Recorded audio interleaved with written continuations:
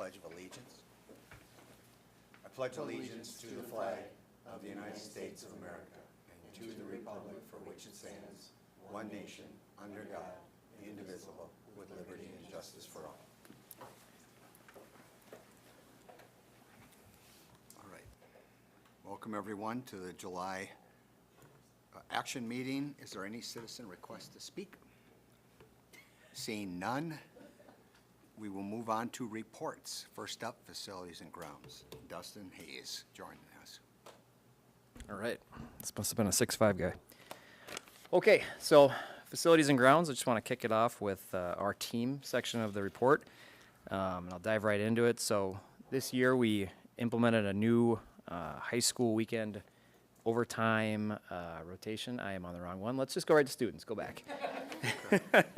Students are more important here right now. Okay, so a big push since I've been here is ADA access. I just want to highlight a few projects and items. So we've just continued identifying and replacing and putting in ADA doorway access for students and staff with mobility needs. At the high school, we focused on our curb cutouts, our color contrast, and the texture of getting from the parking lot onto the sidewalks as part of our projects for addressing those needs and access issues. We've added high contrast strips. That was a nice middle school project. The big one is started the EP Rock Playground. You'll see that in the next slide. We've come a long ways on that one. We're just looking into our fall protection, and then those little drop-off points will have some really nice ramping for students in wheelchairs and a nice little swing. So it just kind of plays into the theme of our ADA access. We finished a lift project at the high school. That's that little picture in the top right there. It's an odd ADA wheelchair lift that takes students down to the wrestling room from the main floor. Very tricky to get finished. It's pretty nice and functioning now and almost brand new. So we're really proud of that one. We completed finally the North Hudson playground with some other repairs, so the students have full access on that. We implemented a new hard gym floor surface care program and really just identifying in all our gyms things we can do that kind of improve the longevity of it, improve every time we finish it, keeping it safe, keeping the tack down for the students. So that was a big win for us. We've improved on our weekly turf care program, mainly just at the high school, the synthetic turf on our varsity field and our practice field. We've really narrowed down kind of how to improve the useful life of it. We finished off that culinary arts studio at the high school, which has been great for the classroom. And then we really improved on the Willow Cinder lot over the last year, just making that more useful for the students. So as I jumped ahead at the beginning, I'll get into our team here. The first one I just kind of started with our high school overtime rotation. We've created new opportunities for staff and just reduced the need to bring on any new staff, which has been really well received. We really improved on our annual safety training. That was a big one for us. Took the feedback from our staff, kind of spiced it up a little bit. Nick came in, said a lot of good things, so it went really well. We provided really good continuing education opportunities for our head custodians, and for those of you who don't know, that's our daytime leader in the building, so that's a big win for them. We improved and updated our Custodial 101 manuals. You'll see a nice little picture of the front of those in the next slide. That was good. Every custodian and maintenance employee on staff has a nice guidebook. We're really proud of that one. Numerous facilities and ground staff was recognized in Cheers for Peers, which is really exciting. We partner with the Hudson Fire Department. This was a huge one. We really reduced just a lot of the clutter and safety and fire hazards around all the schools, and the principals were great partnering with them and working through those issues. Big one is we built a new IT office at the high school, just down the way from my office. We're excited about that one, and we moved them over. And then we did some good partnership with CISA 10 this year. A lot of environmental and health and safety issues, and they helped us implement a new safety walkthrough program, which is really exciting. And finally, our community. So we host a lot of events, a lot of big, fun events. Of course, I'm not going to list them all because it would take pages and pages, but some of the big ones, the Community Spring Expo is huge, Hot Air Fair, getting through kind of a winter that wasn't as conducive to parking everyone out there and working them all through. That was a big challenge, and we got that one going, which was really exciting. Pepperfest, we use North Hudson a lot for that as far as staging and cooking, so it's kind of good to partner on that one. Numerous dance recitals, quilt shows, craft fairs, just a ton of events. That next bullet point, that just kind of highlights our evening leadership custodian in the building. The high school and middle school did a fabulous job over the last year. They're kind of faced with the brunt of events, and the two gentlemen that are in those roles did a wonderful job communicating and connecting with the community. We worked through numerous pool challenges, HVAC and safety projects that were completed for the user groups. Finished up that parking lot at middle school, just creating more safety for everyone using the site. And then kind of a fun one, we provided support and access at EP Rock and Rivercrest recently for the USPCA K9 Dog Training Trials event. I know it's a mouthful, but that's the United States Police Canine Association. And I guess this is one of the few years they had it where nobody failed their training. So all the dogs passed. It was kind of cool. And then last but not least, we partnered with the city of Hudson at Rivercrest Elementary for an Arbor Day planting project. We put in 3 new trees where we had some failures of some trees that weren't so drought resistant, but got some nice ones up. So just our community events and a dog jumping in a barn. Okay. Any questions? Mr. President? Yes, Molly. I think I'm on here. I just wanted to say thank you. I love the list of everything that you do. I don't know that we always realize what goes on behind the scenes and how you contribute to safety and education. And especially when you were talking about the high contrast strips, I actually fell off a curb one time because they had it painted green at night. So I can vouch that even for people without seeable, knowable disabilities, that's important. So thank you very much for all that you guys do. It's really important. Yeah, appreciate that. Yeah, thank you for that. And a question that we get is, where are we at on the 10-year facility plan? And I know that it was, before our last referendum, obviously, we addressed a lot of those needs. What is the likely timing on, because we're going to be looking at some construction over the next 12, 18 months. So where are we, what's the timing for updating that 10-year plan? I would probably defer to Nick on that one.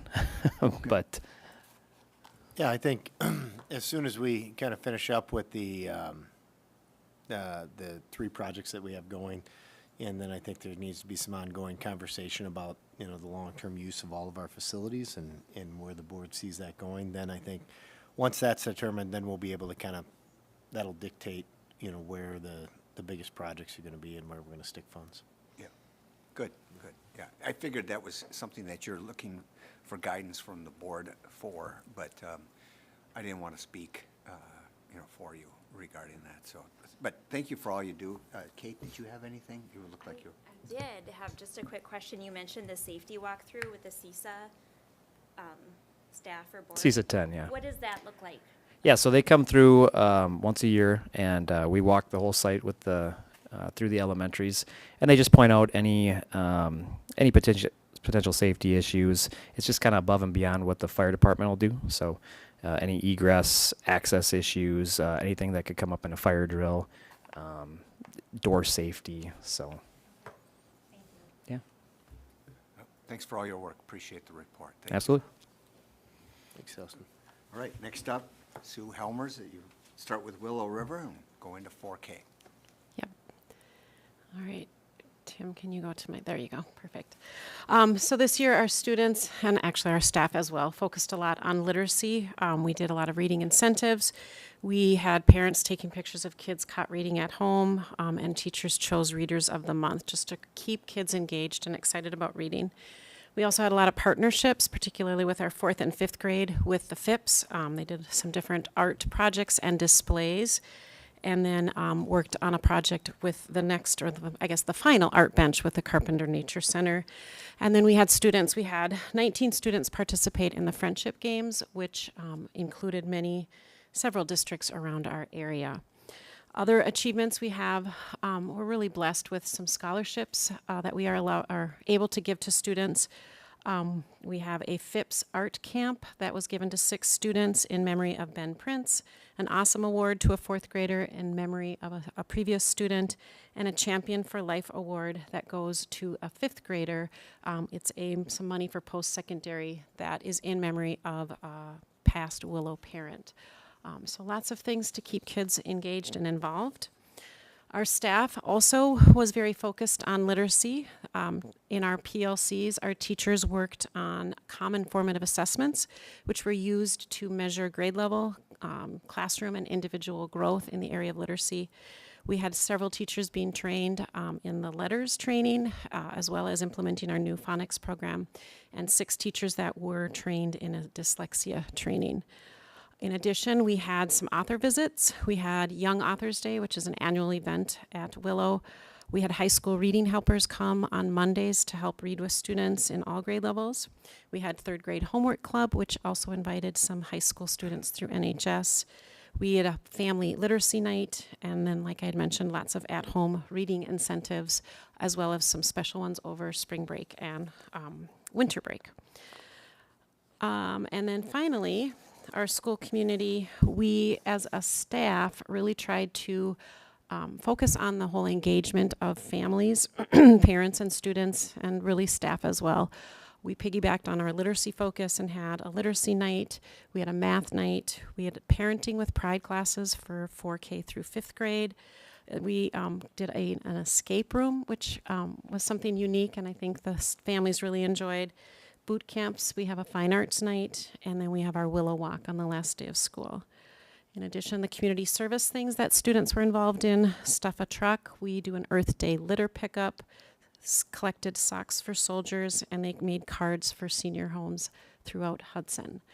So lots of things that brought our families into our buildings and brought our kids back to school. And you know, as I looked at how many kids and families we had back, there was quite a few events and well attended by our students. So overall, our focus this year was on literacy, community building within our building and within our families, and school-wide involvement throughout the Hudson community, just in an effort to increase engagement of students, staff, and families. Any questions? About Willow? Mr. President? Yes. I just want to highlight 2 things that I happened to see. Not that all of this isn't extra special, but the cards for seniors, I work in a lot of senior facilities, and they have them all hanging up. They're so proud of them. So it makes such a huge difference for Yeah. those people. Yeah. And puts such a big smile on their face. And on mine when I get to read them. And then Molly and I think, attended the escape room, which was wildly successful. Tons and tons of kids there. And it was hard. We did have a few kids. Right Just before- got here. Yeah. Thanks. Appreciate the support. We did have a few kids in tears, but you know, sometimes it's good to have to persevere. But yeah, it was, and they were leveled, so like, you know, young kids and older kids could all participate. So, adults. Any other questions? And then the 4K.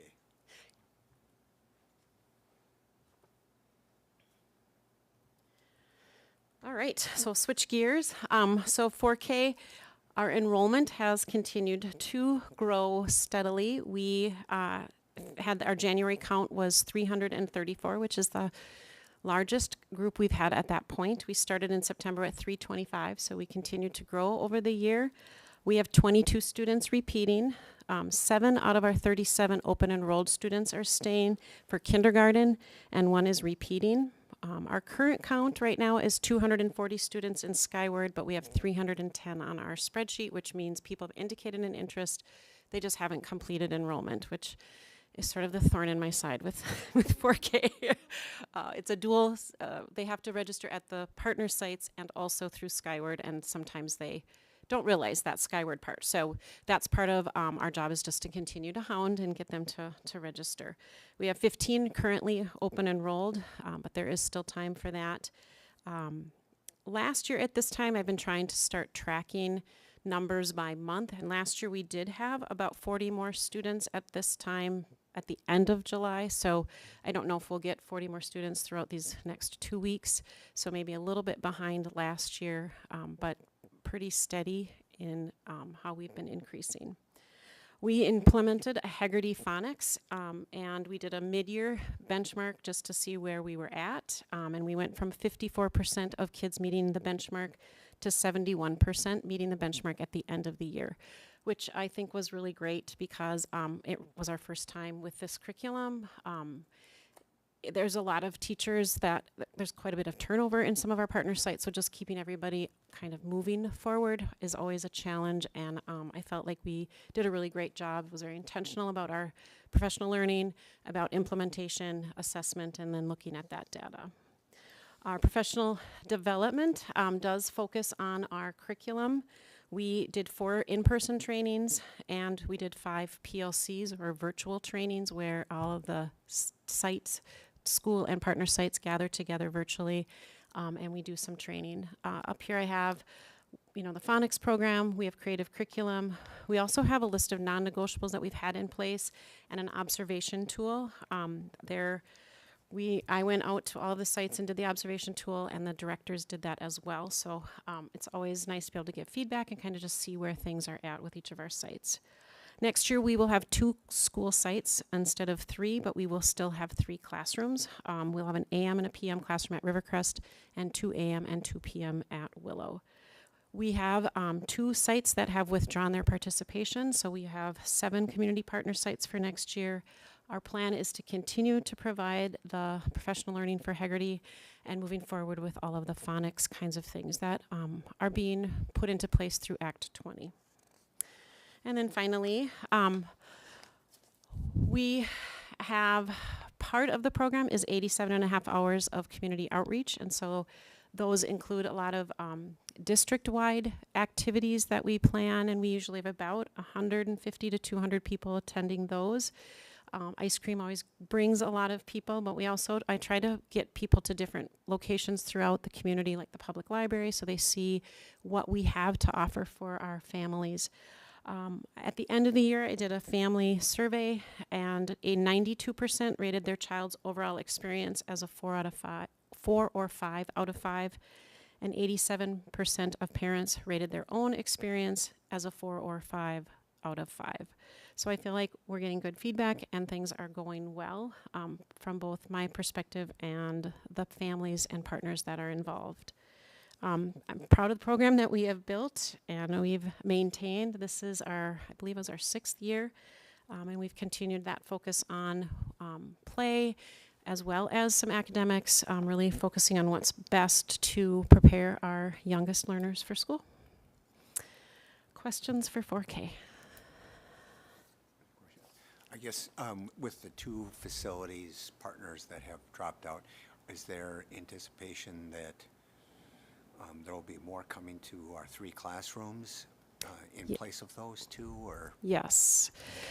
We have kind of taken a cap off of our wrap care. That has been one of the barriers for families to be able to come to our school sites. So we increased our wrap care options.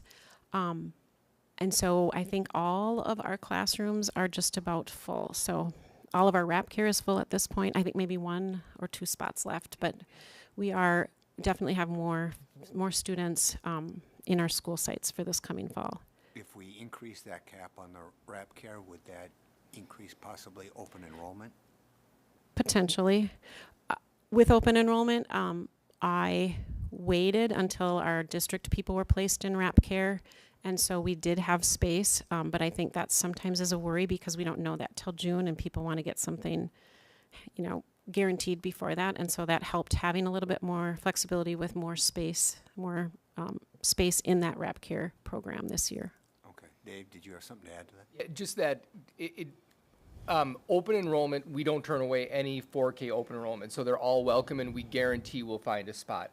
With this shift, that may open up more spots in our own sites, and if we need to create more classrooms within our existing schools, we would do so. We wouldn't turn anyone away. We'll keep on expanding as we need to. Right. I meant they would choose a partner site rather than our It's school not like site. we're short classrooms to be able to hold. No, because some of our partner sites still have lots of space available right now. And so we have plenty of room. Right now, really, it's only the school sites that are full or reaching that level. Yeah, right. Okay, very good. Well, thank you for your reports. Appreciate all the work you're doing at Willow and overseeing the 4K. Thank you. Yes, thank you. All right, next up, we have another double report. Shannon Sexy. Yeah, good evening. So I'll start with North. And I have lots of things listed, but I'm just going to highlight a few of them for you, so we're not here till midnight. Starting with North and our students. Our school participated in a one book, one school project where every classroom read the same book.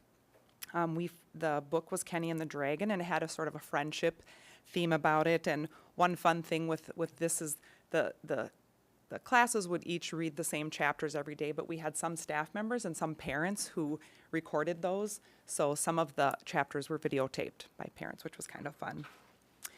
We also did the one that one student from each class was nominated as Reader of the Month on the first of each month. So students were nominated based on their engagement in reading, both in and out of school, and if they were making good book choices and setting goals and those types of criteria. Students got a call home if they were nominated for that, and they also got to eat donuts with the principal or the assistant principal. Yeah, that's kind of a fun new thing. Who doesn't like donuts? Yeah, exactly. And we did find the Quick Trip donuts. The plain ones were the bigger hit over the berry or Okay. any of those. Yeah. And then all grade levels, this was also new for North Hudson, that all grade levels chose a service learning project that benefited our community. And that ranged from like kindergarten, they chose Coco's Heart. They liked the dogs and they got to learn about that charity and ways that they could help. And that was by making things. And then we also did like placemats for Comforts of Home was was fourth grades. And collecting things for warm and winter was another grade level. So that was new for us, and every grade level chose one, and they're looking at choosing maybe the same, maybe different ones next year, but that's something that we will keep up. On to our team. We made an intentional, we had an intentional goal set around making connections with students so that all students had an adult that they could trust in the building. And at the end, our results show that 100% of our students could name 2 adults in our building that they could trust and feel like they could talk to. Another big one for us at North Hudson, which I think is for the district as well, Mrs. Gornick, Megan Gornick, she was awarded the Fox 9 Top Teacher Award. So in talking with that organization, they said they had just hundreds of nominations that they got to read through. So they came and they surprised Mrs. Gornick at one of our all-staff meetings, and she was definitely surprised. So kind of a big thing for our school and also for our district. In our community, we had something pretty cool.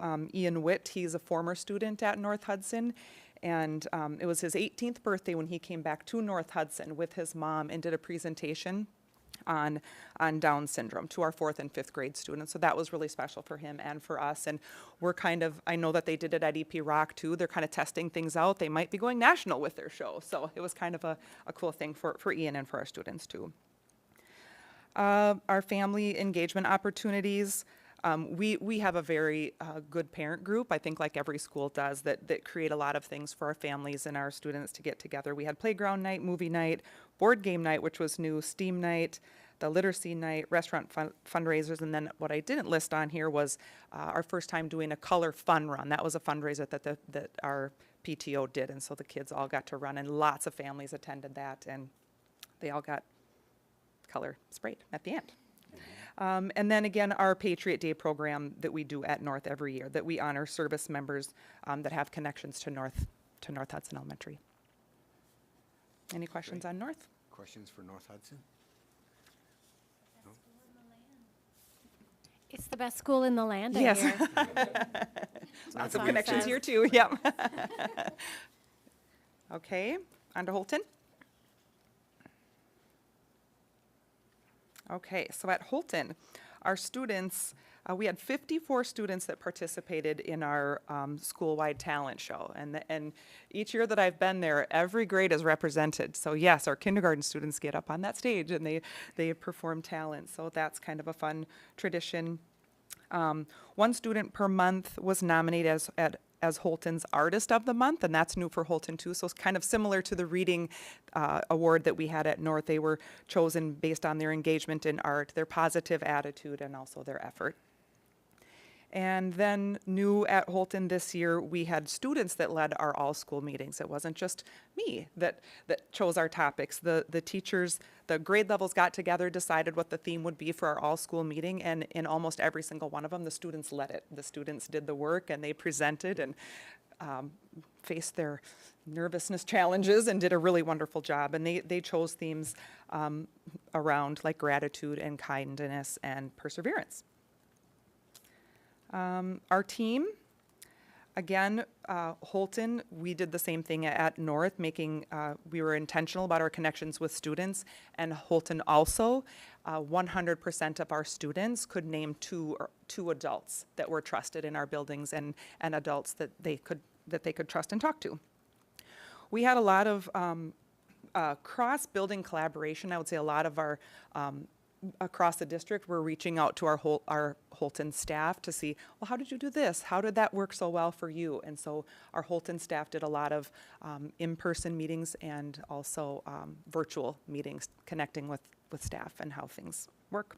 I also wanted to mention, because it kind of ties into every one of them, but with our community, we do have a lot of traditions at Holton that it does take a little extra time, a little extra planning, just a little more effort on our traditions that staff make sure happen, mostly because it's important to them and to the students and families too. Things like our kite day, our all-school skate, our bazaar, and all of those have teacher input and planning, and also volunteer, and our garden club. Our community.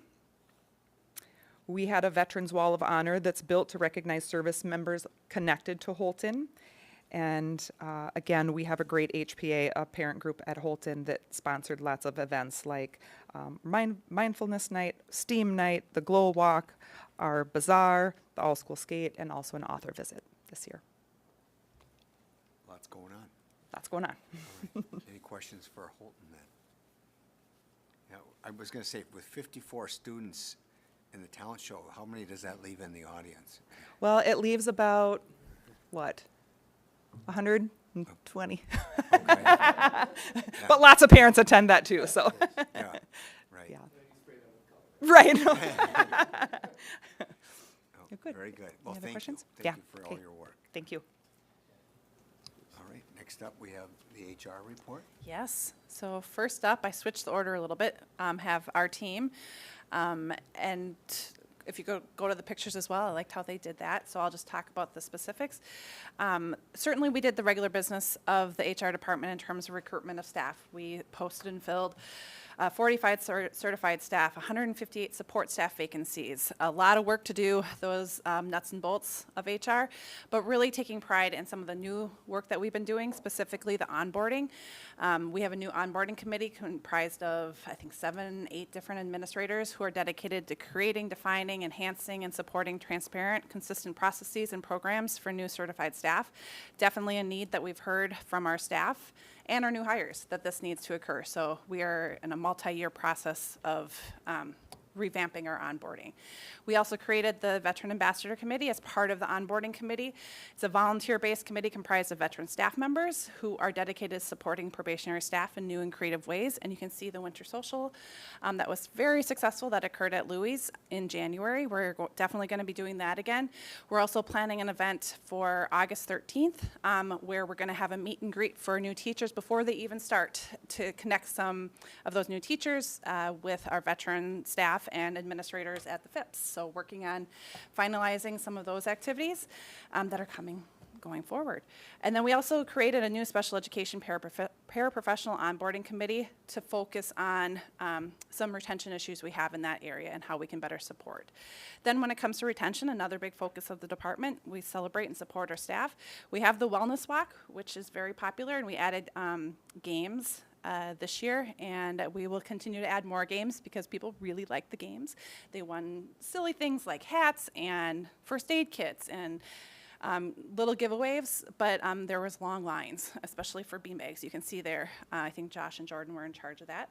And then we certainly led the creation and implementation of the new Raider compensation system with the RCS committee, and that was a big initiative throughout the course of this past year. We continue the celebration of staff with Cheers for Peers. We revamped the Wellness Challenge in February 2024. Lots of little challenges. And the handout down in the bottom right-hand corner there kind of lays out each week's focus of body, mind, spirit, and then just continuous reach outs that resulted in a really positive experience with hundreds doing it. So then the recognition banquet as well. So the biggest one we've ever had, over 220 attendees at our annual banquet. Then going to our school community. So this is a fun part of this exercise, is looking at all the ways that we connect with the community that you don't necessarily think about with HR, but we partner with the Chamber of Commerce for that new teacher luncheon on a regular basis, which is coming up August 19th. We unite with the United Way to do a campaign for raising funds where we get 50% of the funds back as grants for peer helpers and angel funds. We collaborate with Hudson physicians for flu shots, COVID shots, and all of that. And then coordinating with area universities for over 135 student teacher placements, field placements, observations for 23-24. We had a float, and many Hudson Lead members are part of this, as evidenced by the picture, the float in the North Hudson Pepperfest Parade. We plan to do it again because people really loved it, whether it was the candy or the pencils. People really seemed to enjoy us having a presence at that parade. And then certainly the continued partnership with the Hudson Education Foundation in terms of the banquet. Then students. Certainly important work is staffing to support our students, so a big part of our winter process is the working on the roll-up of kids, what do we need at each grade level in terms of our certified staffing, and then working through those processes and all those changes. And gathering input at different levels to make sure that if we need to make changes, we get that information from the teachers directly, and then we're working collaboratively with the principals. Student transportation is, I had to find some good pictures of the buses, because that is something that is within the HR department, and we've been working this year with Trevor Hagerman, who's the new person in charge of the routing and oversight of the transportation area. So working with him, and he's been running with this, and we've already revised transportation policies, as you guys know, because you guys took action, where we're trying to make sure that our practices are consistent with and transparent and reflect our actual practices. Then the Family Fun Night, which is part of the Wellness Challenge, but was really, I think, one of our favorite events of the whole year. We had over 320 staff and their families attending. Tracy's face painting is legendary at this point, and it's just a fun night that I think a lot of people look forward to, and so we want to continue doing that. And safety of students, certainly priority, and we processed and reviewed over 2,000 background checks this past year. So that's a little summary of what we did in HR this past year. All right. Questions? Mr. President, I just want to say one thing I've noticed over the years that HR really shines in is making sure that staff feel appreciated with some of these fun events that you do, and I can tell that you and your team really enjoy it. So I think that makes all the difference, so thank you so much for that. Mm-hmm. Yes, and you're reminding me of all the things you do. We just appreciate getting invited to that stuff. So, and the heads up, I know it's coming a little early this year, the welcome back lunch and the welcoming the new teachers. This last year we had about half as many as we had the prior year. So yeah, and we're about, I think, around 40 this year too. So not as much as that 75 year, thankfully. Right, yeah. All right, very good. Any other questions then for HR? But yeah, again, I think that's a great comment by Kate, is the emphasis on the gratitude, because we are grateful for our staff and, you know, and all the work that you're doing at HR to try and retain those great people that we hire, so. Any other questions? Otherwise, that concludes the reports, and we'll go to a budget update from Bonnie. I know you guys are on the edge of your seat for this one. So. Tim, do you want to hit the preliminary budget, that link? So just wanted to update you. We've been working on the budget, getting it ready for you. The biggest thing this month was we did get our equalization aid estimate. Unfortunately, our aid did go down about $3 million.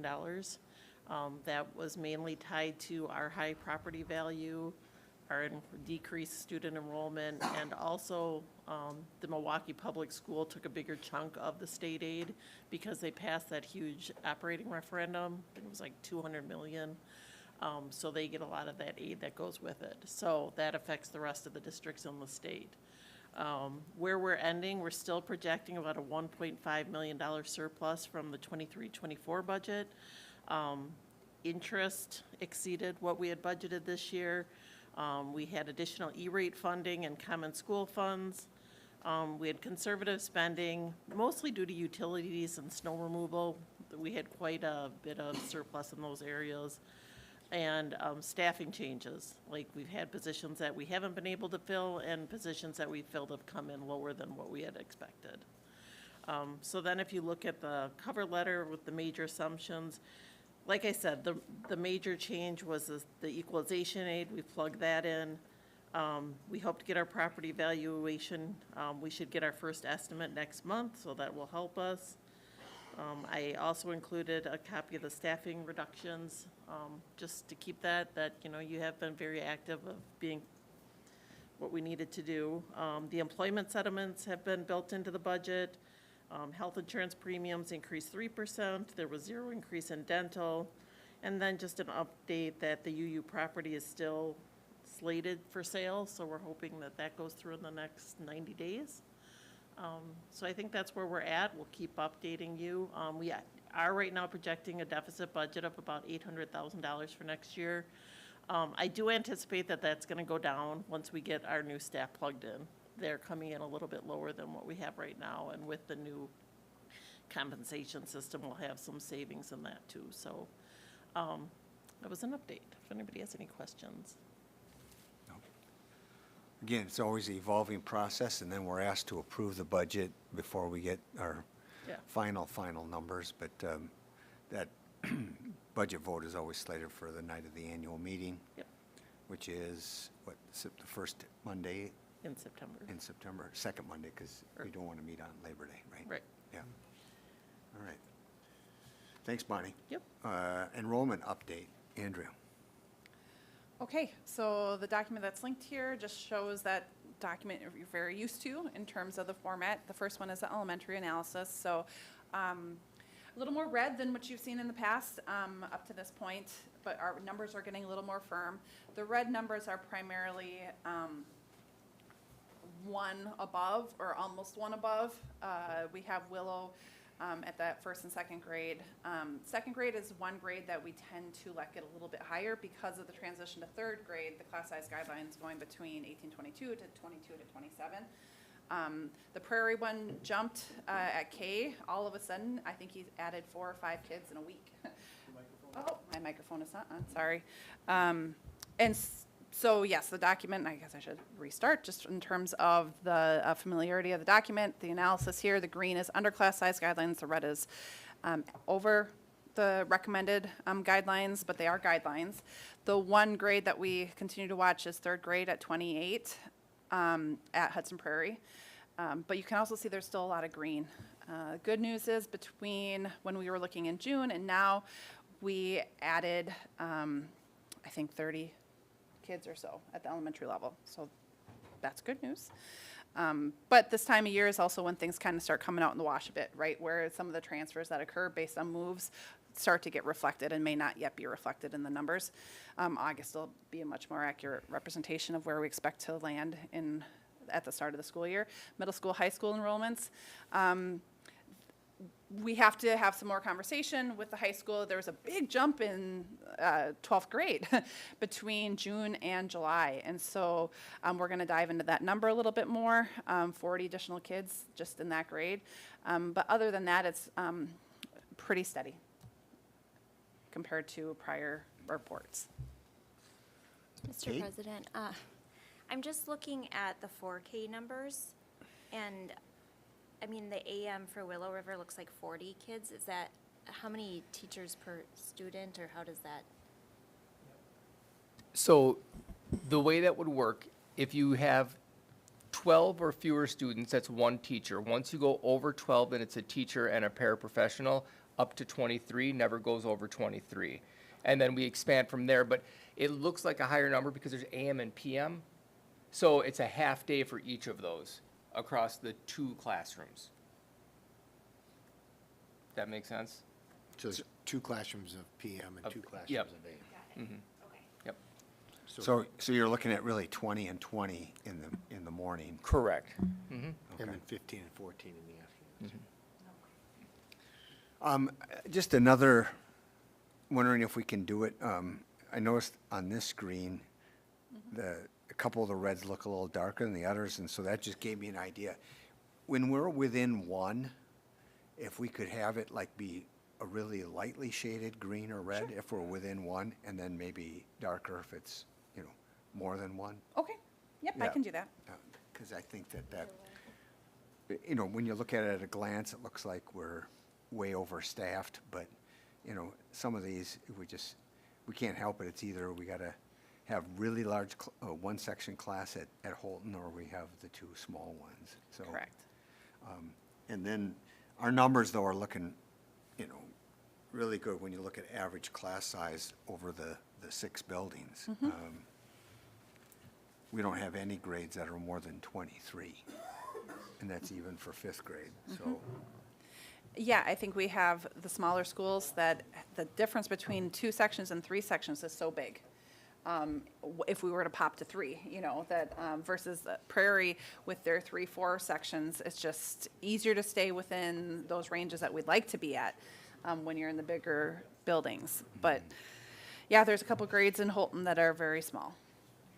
And so these 93 sections, just to give us some idea on, staffing for that, that's obviously 93 teachers. Correct. And then how many paras roughly? I mean, it varies based on, That's so specific to special education that I wouldn't be able to speak to that offhand. Okay. I'm sure I can talk to Tara and we can get that information, because it's much more driven by need of the students depending on where they're located in the building. We don't have, like our regular ed paras primarily focus in like title support in Dave's department. But that's based purely, I believe, on percentage of eligibility for title services. Yeah. okay. No, that's helpful, thank you. So one of the things I wanted to bring up is, this is in Wise-Public, and you can take a look at this for any school district. This is enrollment trends, and so what you can see there, this is our school district over the last 5 years. Back in 1920, we had 5609, now down to 5251. So just in the last 5 years, a drop of about 350 60 students. kids a year. But what I think is interesting is, you can look at any school district, and we have districts that are like, oh, well, they're really growing. For example, there's been a lot of conversation about, New Richmond must really be growing. Look at all the new housing going up. Something's going on in Hudson that nobody wants to live here, but everybody's going there. So if we look at their 5-year trend, if you look at it, they were at last fall 55-32. 5 years ago, they were at 55-39. Is that 35? Or sorry, 35, yep. Yeah. So you can see they had a drop and then they bounced back related to, some of the pandemic stuff that we didn't quite see. But what's interesting is when you look at all the school districts in our county, we're the second or third fastest growing county in the state. Every school district except Glenwood City, for some reason, has declined in enrollment from 5 years ago. And it's not just our county. We started looking, I started trying to look at other districts, bigger districts, and what that looks like. If I look at, like, for example, Eau Claire, which is about twice the size of Hudson, you can see what their enrollment has done. It's gone from 11.5 down to 10.8. They're down about 700 kids. They're about twice our size. They're down about the same percentage. This is, the reason I bring this up is this is going on across the state. It doesn't really it doesn't really matter where you're at. And this is what starts to spark some of the conversation, as Bonnie talked about, related to budgets and things along those lines, is our budgets are set by number of students, but yet even when you lose students, you don't necessarily lose the expenditures because you don't lose them all in the same area. Even St. Croix Central, this is one, district to the east. You can see they've had a little bit of an enrollment bump, about 50 kids over 5 years. They came back after actually, I think it was some of their virtual school that showed a real big enrollment bump, and then they started to come back down. You can see what their enrollment's been doing over the last 4 years. But one of them that I thought was interesting, not to belabor this point, but even when we hear of Dane County, which is one of the fastest growing. Sun Prairie, you're looking for? Yeah, Sun Prairie School District. Again, considered, everybody would think, one of the fastest growing school districts in the state. Over the last 5 years, they're actually down 64 kids.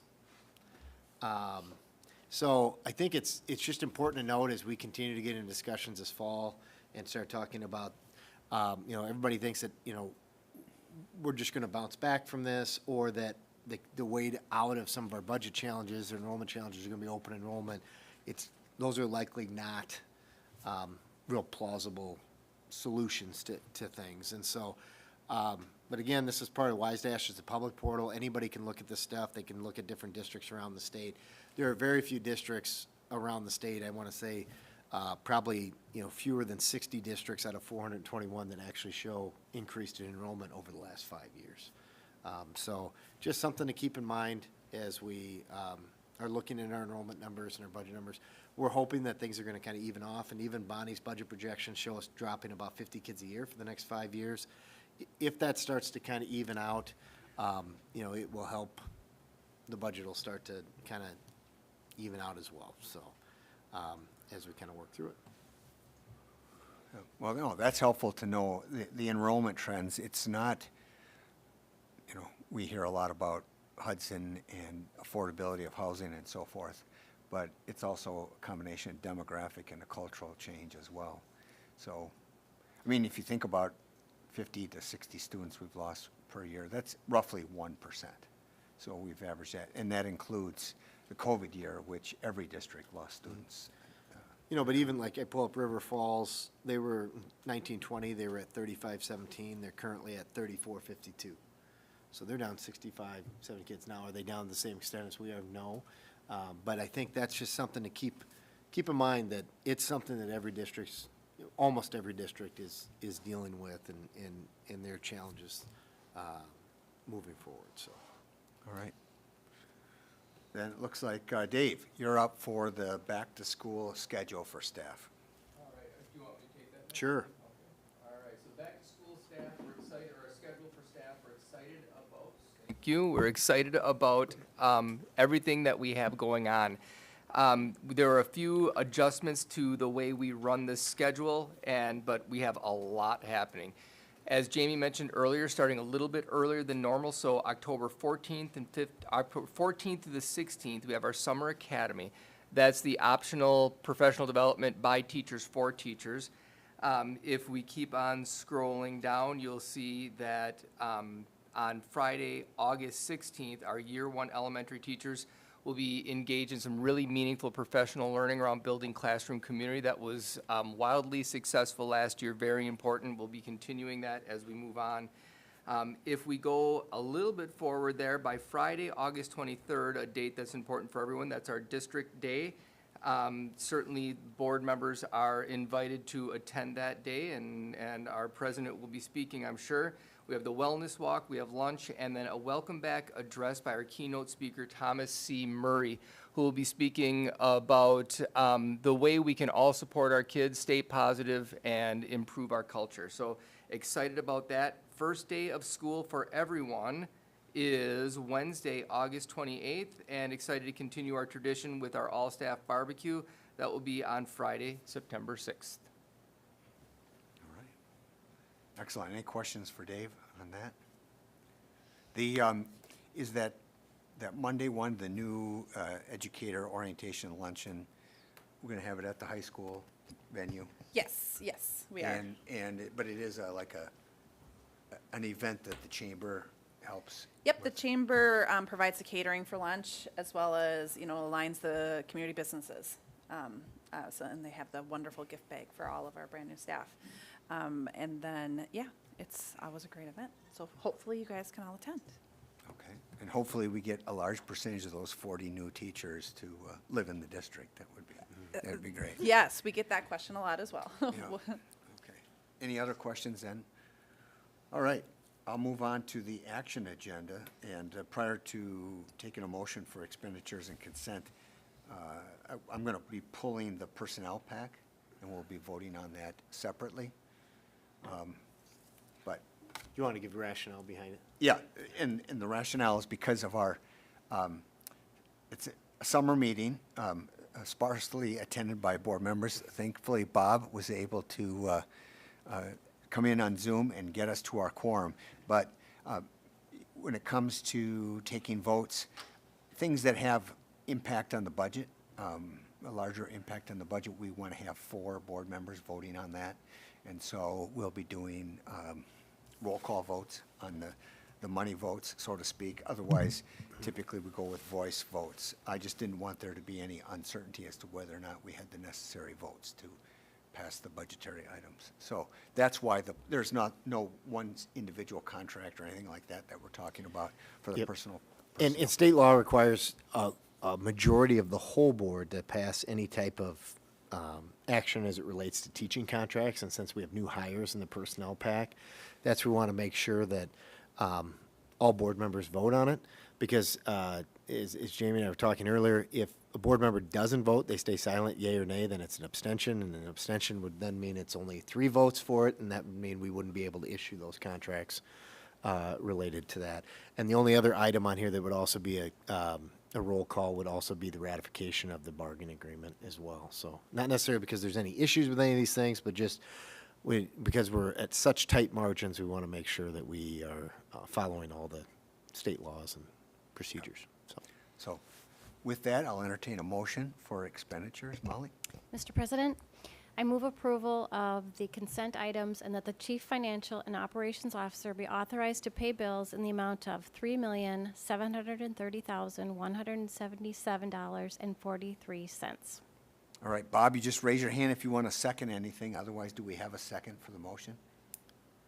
Second? Yep, all right, Kate seconded. And we have a motion a second. All those in favor signify by saying aye. Aye.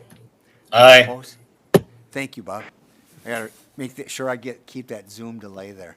All right, any opposed? None. So the motion passes and the expenditures are approved. Now we will specifically vote on the personnel pack.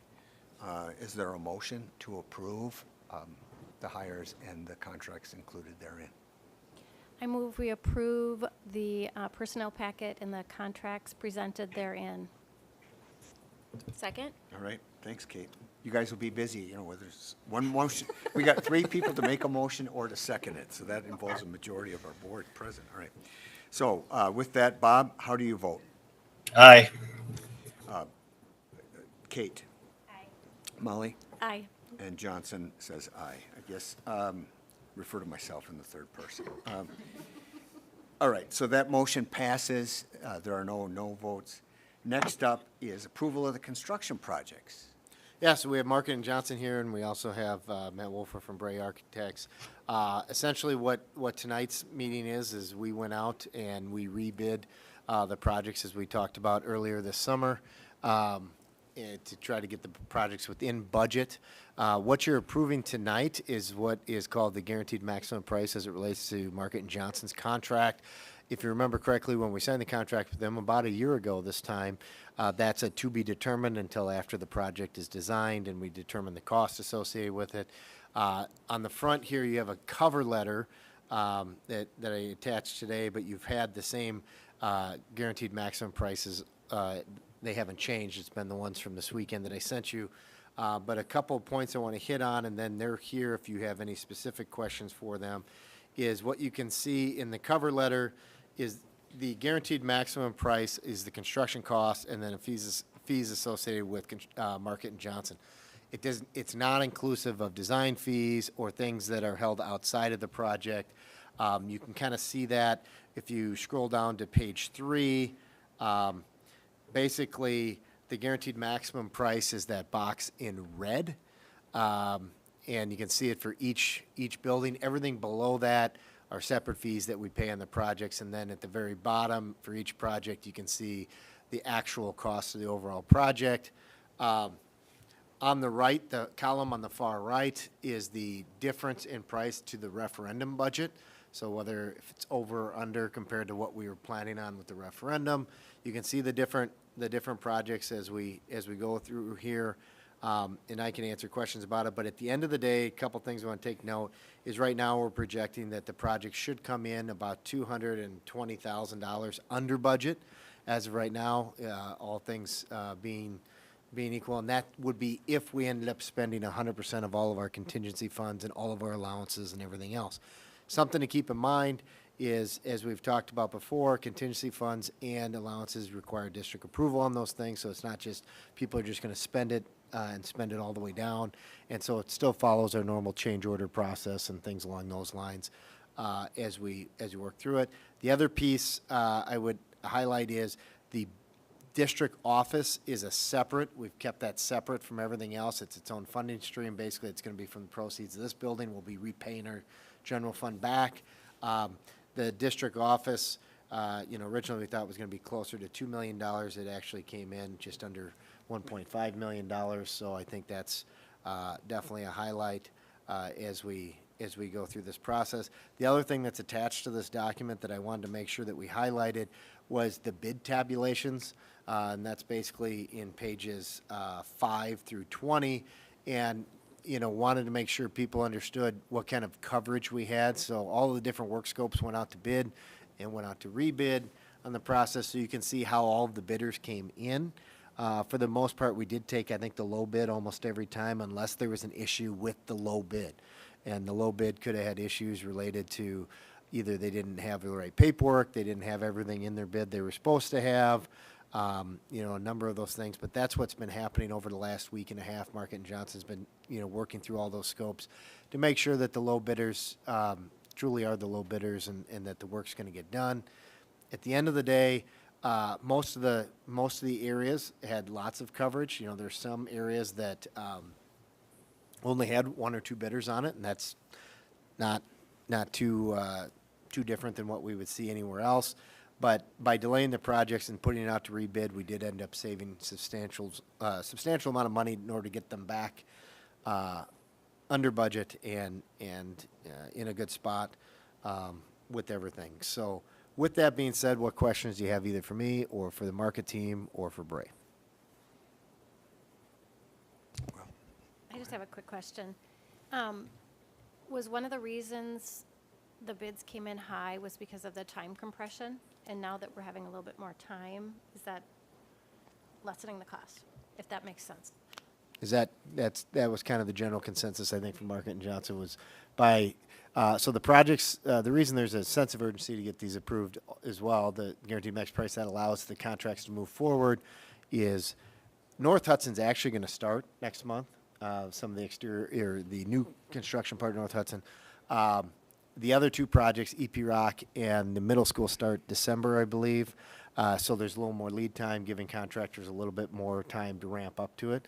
And so we think that's kind of what led to a better bidding environment. People had the ability to get the work and plan for the work. And again, this is guaranteed maximum price, not guaranteed actual price. Correct. And so because things like contingency and allowances are above the line, so to speak, on things that are being included in Market Johnson's fee, if we don't need all that contingency, we don't have a lot of change orders, then that fee. That's money will go down. we go through the end of the project and we adjust basically goes in as a change order deduct to the budget. Same thing with general conditions as well. The general conditions are all listed as well. So if all of a sudden we don't have as much general conditions, on-site construction, things like that, we don't pay for it. It's kind of a pay-as-you-go type of situation. So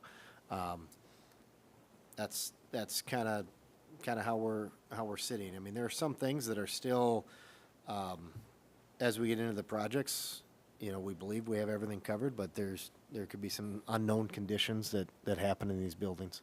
So not quite the level of extensive remodel we did at the high school in any of these buildings, so we feel pretty comfortable with it, but we're still carrying, I think, a hefty, like $1.3 million in contingency going into these projects. So it's there is some contingency dollars there if we run into some unexpected things. And not included in any of this would be any of the interest that we've earned on the money. The interest, the $1.7 million in interest is included in this because we have to spend it on the projects. That's allowing us to do the 2 stations. It's allowing us to do asphalt replacement completely at the elementaries. But yeah, But anything we save on the contingencies and stuff would be then money, because we have to spend that interest. And Yep. so it goes, we don't necessarily have to pull as much from our reserve fund. correct. So because the board has allocated $15 million from fund balance to the projects, if the project comes in $1 million, let's say under budget at the end, then it means we only had to allocate $14 million from fund balance. And so that other $1 million we can undesignate and it would sit in fund balance. You could use it for other projects.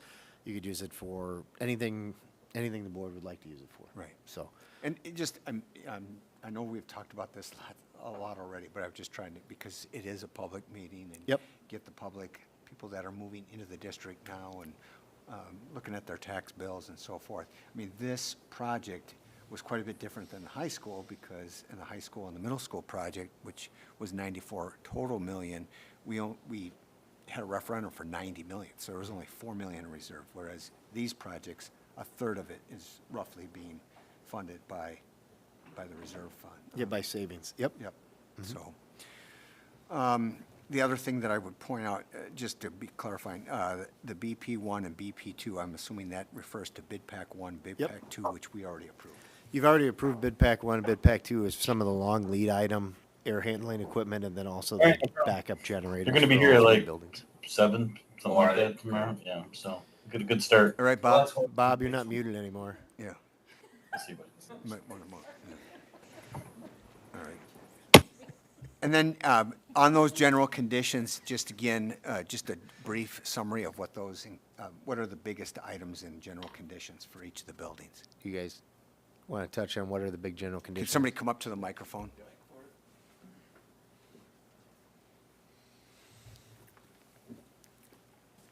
Hey, good afternoon. Most of the GCs are basically project staffing. A lot of it is on-site labor, our full-time superintendent, the project managers when they're on-site. So a lot of it is basically personnel managing it and overseeing all the subcontractor suppliers, checking in daily, weekly progress meetings, and making sure everything's coming in on time. That's the bulk of it. Otherwise, there's a section for, obviously, equipment too. If there's dumpsters, final cleaning, other incidentals that we are doing as overall, that's also part of the GCs. Builder's risk, contractors, required insurance for our umbrella, pollution, liability, general liability, some of those standard items per our contractor and the GCs too. And then the other question I wanted to get out on the record was, as far as looks like Marquette and Johnson got the bid for a lot of aspects to this. I shouldn't say a lot, but there's several on here, like demolition I saw in one of the buildings and so forth. So if we can just talk a little bit about that, is this typical for RGC to self-perform? Sure. Yeah, I believe we were successful. I don't know what the exact rate was that we were low bid on. Maybe 50% if I had to guess. But I'd say our hit rate is usually higher than that. But we're happy to have other people do the work too, and they're doing it per plans, per specs, as Bray has it outlined. They're reputable firms that we have plugged in. I think there's some concrete competition in there, masonry competition that I think Harbor City was another bidder that has a couple packages. So we lost more than what we usually pick up, but it's benefiting you guys, the school district, that you have the low bidder on it, so. Okay. Yeah, I just wanted to make sure that was out there.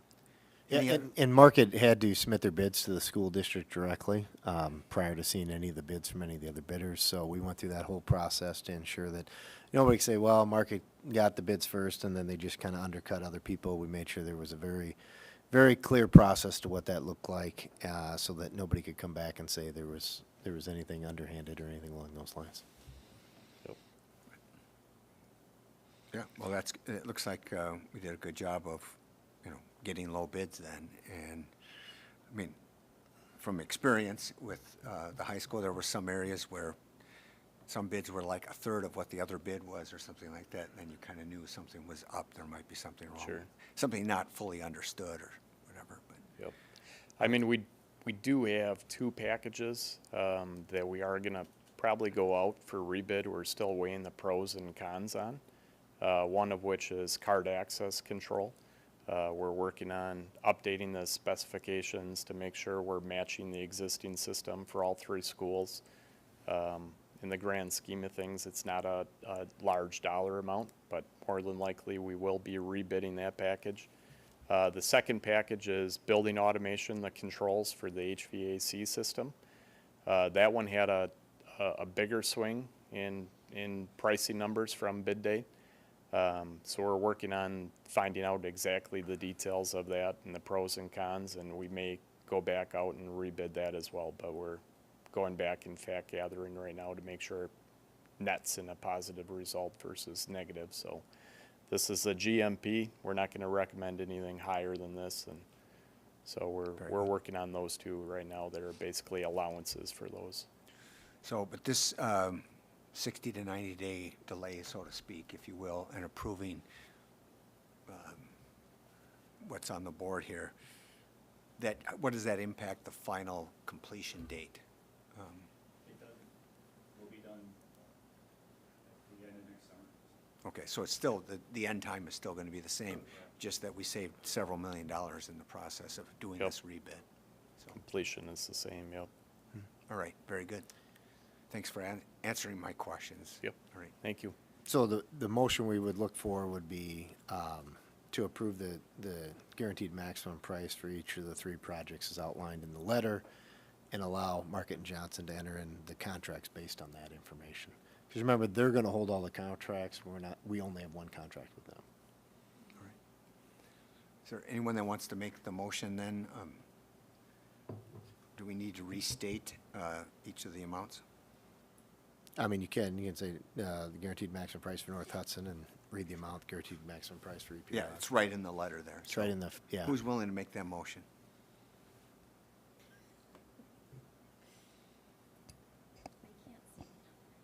Okay. I can do it. All right, What do go you want for me it. to say? It's just, we've Just got, so we're- we've got 3 buildings, plus we've got the, the office, Okay, administrative office. So I move we approve the guaranteed maximum price as indicated in this letter of July 15th from Market and Johnson at North Hudson Elementary for $16,366,615, for EP Rock in the amount of $13,771,326, and the middle school for the amount of $12,205,122. Need one more. Second. Scroll down. Hold on, we need one more. And a fourth one. And a fourth The one. district office, the amount of $1,413,849.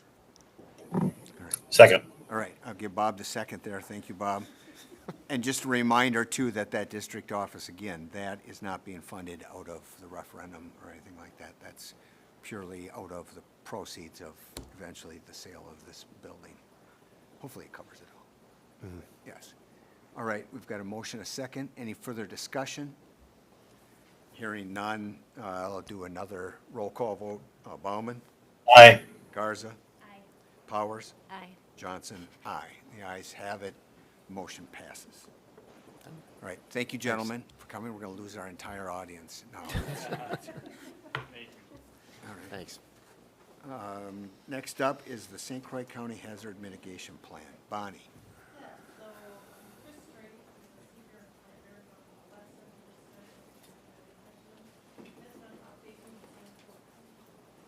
Has been updating the St. Croix Hazard Mitigation Plan. So they updated our section. We had Tracy review it as part of our safety director. Dustin reviewed it as well. So they've requested that we pass this resolution as the governing body. And basically, when this plan is done, it allows us to be eligible for FEMA aid if there were a disaster in this area. Okay. And again, this is something that's already been vetted by the experts. And Yes.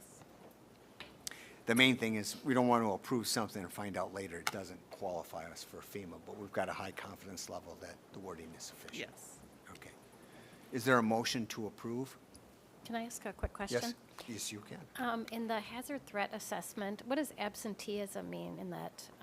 It's on page 2 of the first school, the first act subplan.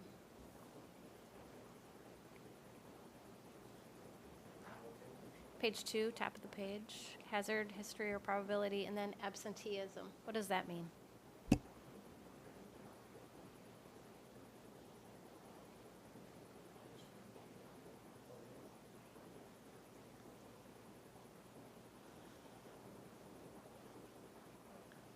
I don't want to speculate exactly what, but I can definitely get the answer and bring it back, because they said if we needed 2 readings to do it, we could get an answer for you. I just don't want to tell you the wrong thing. No, I mean, it just is a kind of a strange, I just don't, I don't know. I can't quite figure out what, Where is it? Oh, there it is. There's a whole column labeled absenteeism.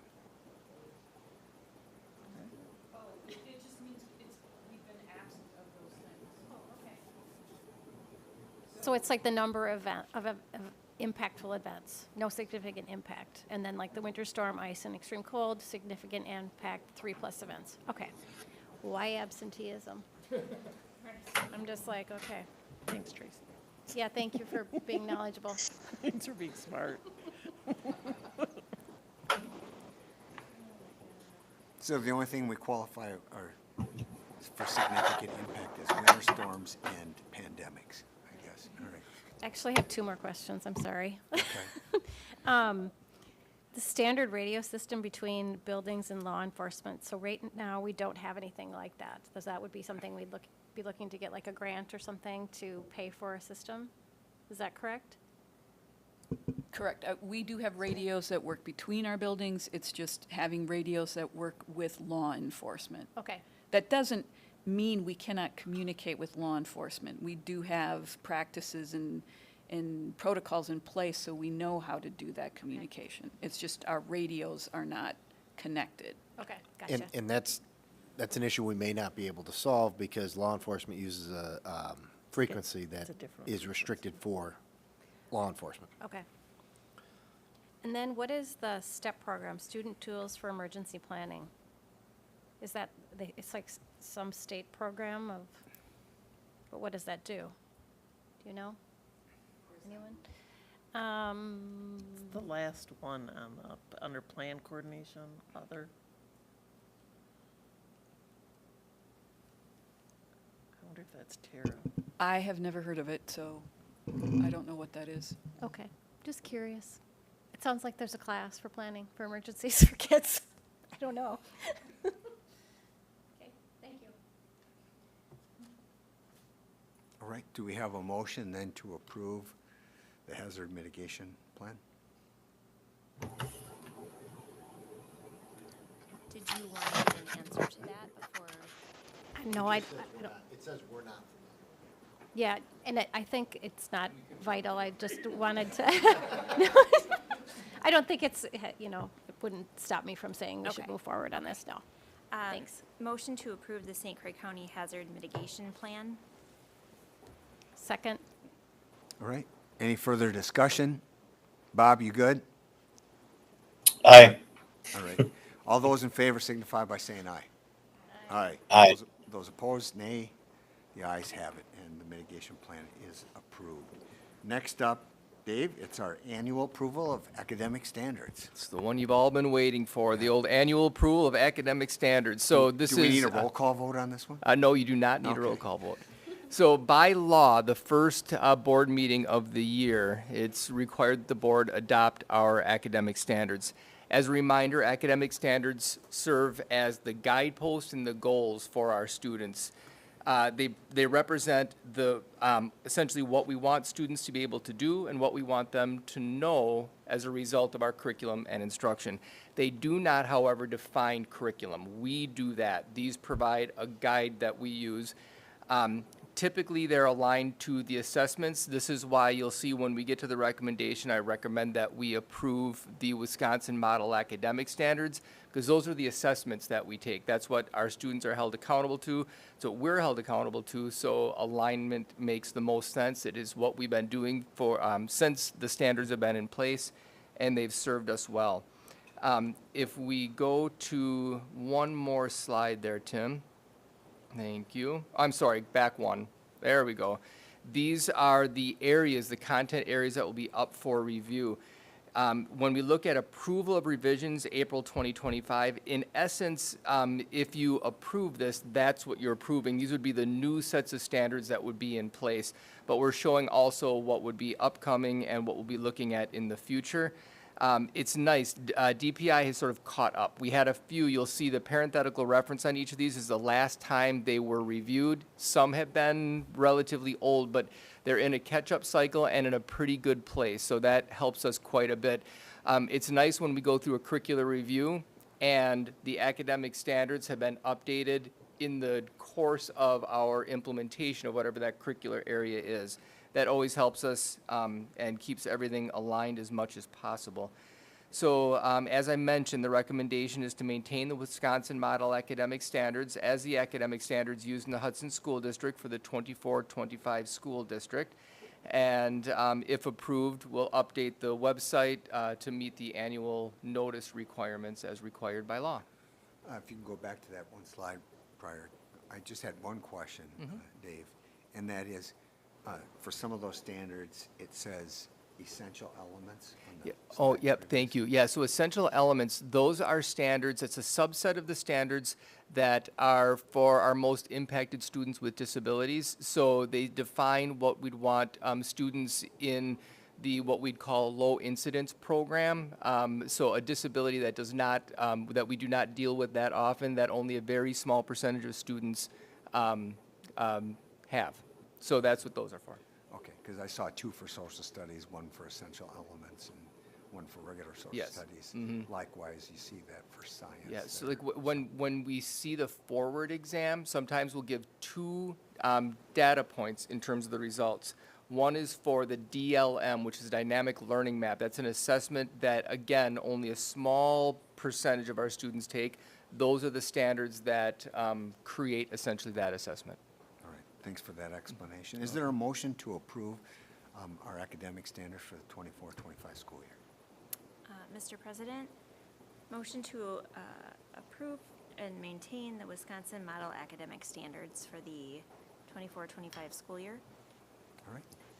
Second. Motion by Kate, second by Molly. All those in favor signify by saying aye. Aye. Aye. Those opposed say nay. The ayes have it. Next up is ratification of the 24-25 collective bargaining agreement. Nick, you want to just introduce this?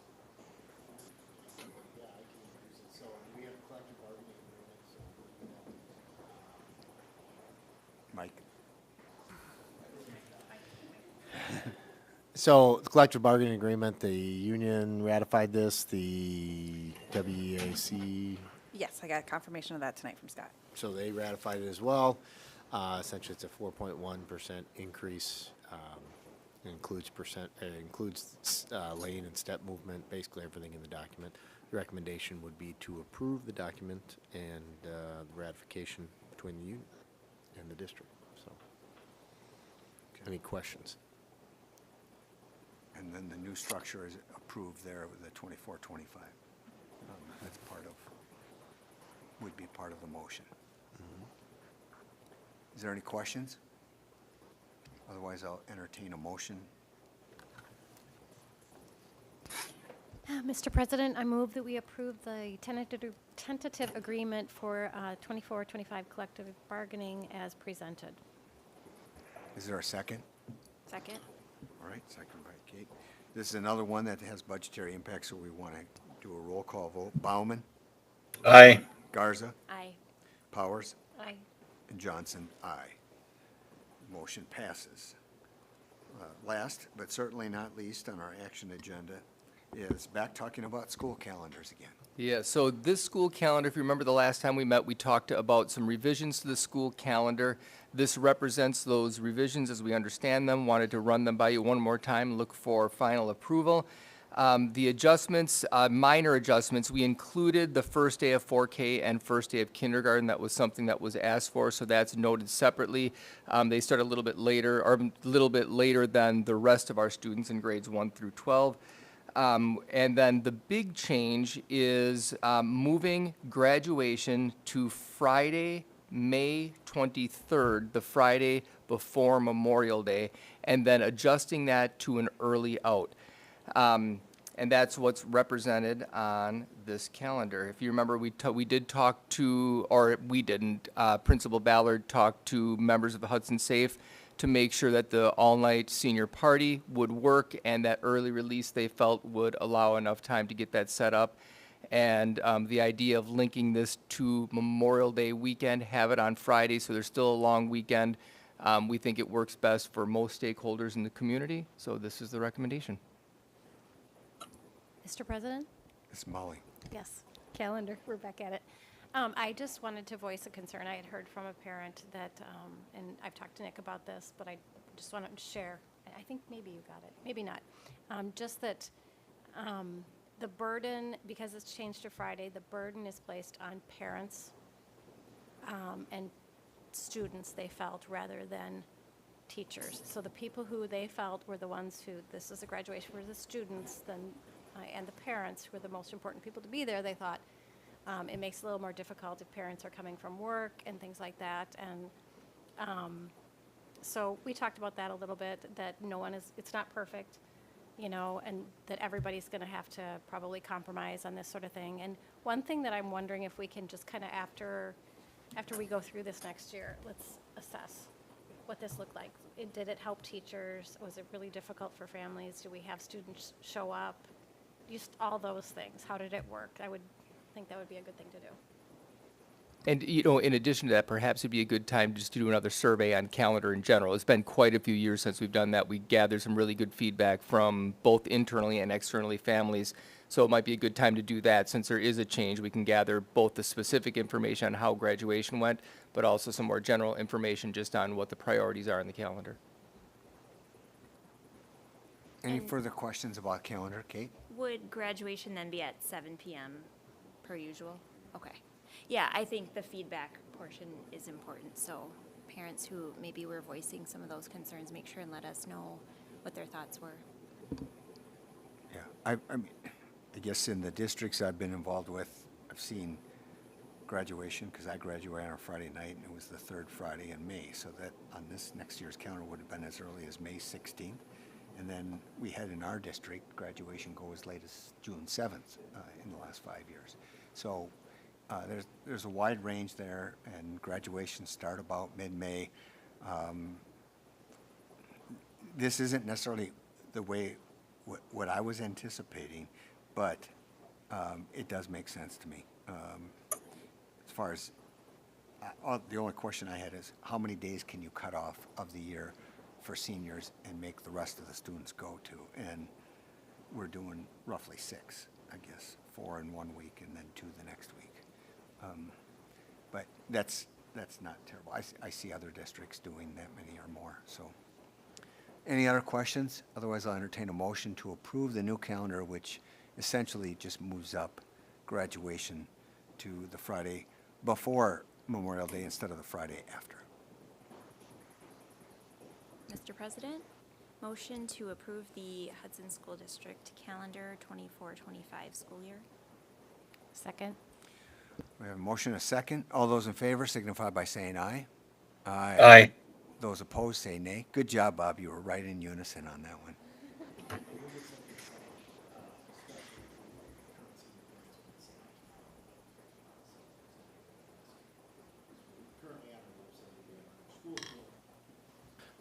Starting tomorrow, we'll get something out, because I know on our school calendar on the website, it has the 30th still. On the paper calendar, it shows the 23rd, so they're asking which one is it, so we'll get that sent out, and we'll get that cleaned up, so. All right. Thanks for doing that. Yep. All right.